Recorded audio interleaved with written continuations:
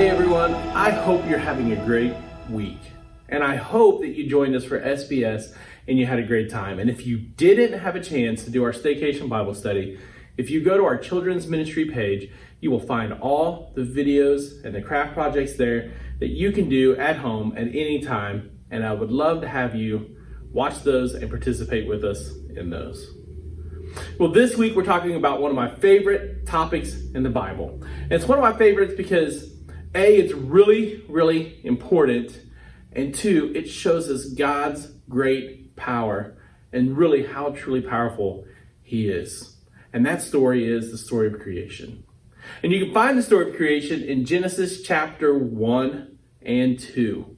So take some time this week to read over those two chapters and read all about God's creation. So it opens up with this darkness. There's nothing around, only God. And so God decides, I'm going to create life. But before He does that, He says, let there be light. And then there was this light. Now think about this. God said, let there be light, and there was light. All He had to do was say the words, and it appeared. How powerful is that? And on top of it, there's no sun, there's no moon, there's no stars, there's nothing that's going to give off light. God has created light with no source. Again, that's really powerful and really, really cool.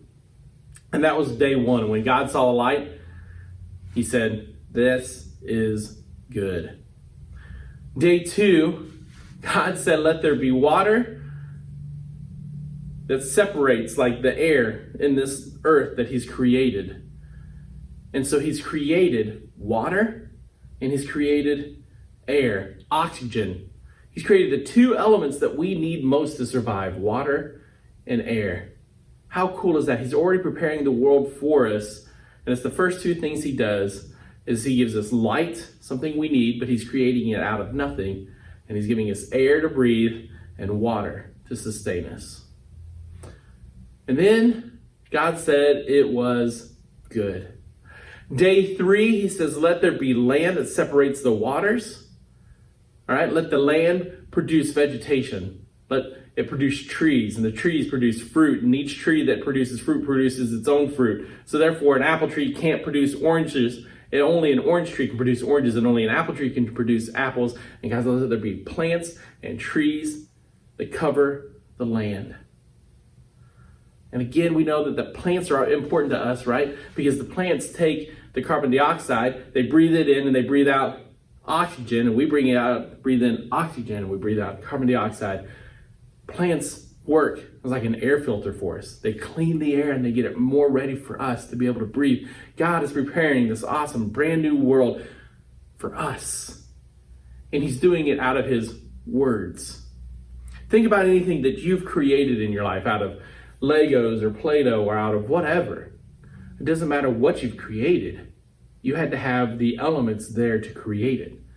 God is taking no elements and He's creating the elements, and He's creating everything with just His own words, out of His own power. That's how powerful God is. And at the end of day three, God says it is good. Day four, God said, let there be a sun, a moon, and stars. Now, God has light, but He's given the light sources. The sun to govern the day, right? To give us light during the day. The moon to give us light at night. The stars to help guide us to where to go at night when we're traveling. We can travel by the stars. That's how a lot of people did it back in the old days. God has created something that we can identify as day and night. He's given us beautiful things to stare at night in the night sky and the stars. How cool is that? That for 3 whole days, there was no sun, there was no moon, and there was no stars, but there was light because God was giving light. And now He's put the light in the sun and the moon and the stars. And at the end of day 4, God said, it is good. And then on day 5, God said, let there be creatures that fly in the air and creatures that swim in the water. All the beautiful birds that we see at the zoo or we see in movies or in TV shows, God created. All the big fish and the little fish, the whales and the sharks, the dolphins. God created it all on one day, day 5, out of nothing other than his own words and his ability to create out of his own power. How cool is that? And think about this. Think about how creative God is. I mean, some fish look like other fish, but then there's some fish who don't look anything else like any other fish. God was creative and made each one of those fish look different so we can identify them as that kind of fish or that kind of bird. And at the end of day 5, God said, it is good. Day 6 comes and God said, let there be animals that walk on the ground, animals that eat grass, that eat things off trees, the giraffes, the dinosaurs, all kinds of cool, creative creatures that walk on the land. God created on day 6 out of nothing but his own words, out of his own power. Now, here's where the debate begins for me in my own head. So on which day did God create turtles? Was it day 5 or day 6? What about alligators or platypus, right? What days did God create them? Was it on day 5 with the water, or was it day 6 with the land animals? And that's a great question, and we'll probably never have the answer until we get to heaven and we see God someday and we can say, hey God, I've got a question. Which day did you create turtles? I would like to know, just out of curiosity, right? But then also on day 6, God created his most special creation yet. And he created Adam and Eve. And a matter of fact, God created Eve out of Adam. He took one of Adam's ribs and he made Eve. And God gave Adam a special purpose. He said, you're going to be the master of all the animals. You're going to name them. You're going to have control over them. You're going to be kind of like their boss in a way. And you and Eve are to be here. You're going to tend to the earth. You're going to populate the earth. You're going to take care of the world. That's your job. And at the end of day 6, God looked at everything and he said, it is very good. Think about those 6 days of creation. God did a lot in 6 days. When we look outside and we can see all the grass and the trees and the clouds and the sky and the sun and the rain when we have it, right? We see the rivers that turn into the ocean, that turn into rain, right? And God has built all these complex systems to help make sure that we have plenty of water, plenty of food, plenty of clean air to breathe. God has done that all out of his own words, out of his own power. And when you think about the creation he made, he did so much to make sure that we had enough to live.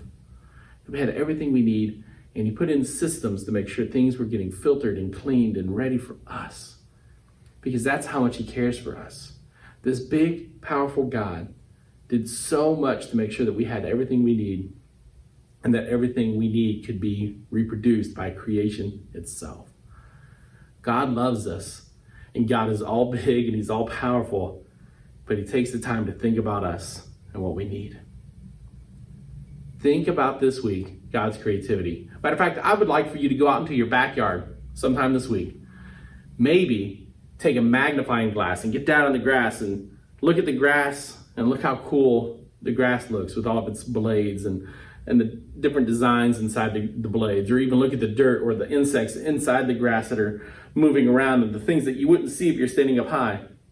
But if you get down low and look, but if you don't have a magnifying glass, go out into your yard and just look at the grass and look at the trees and look at the different things that you can see, the different kinds of trees and the different kinds of animals, and look at the clouds and see what you see. Really taking God's creation and really appreciate all that he's done for you and how creative and powerful God is. Well, that's all I have for this week. I cannot wait to see you all soon. Until then, have a great time.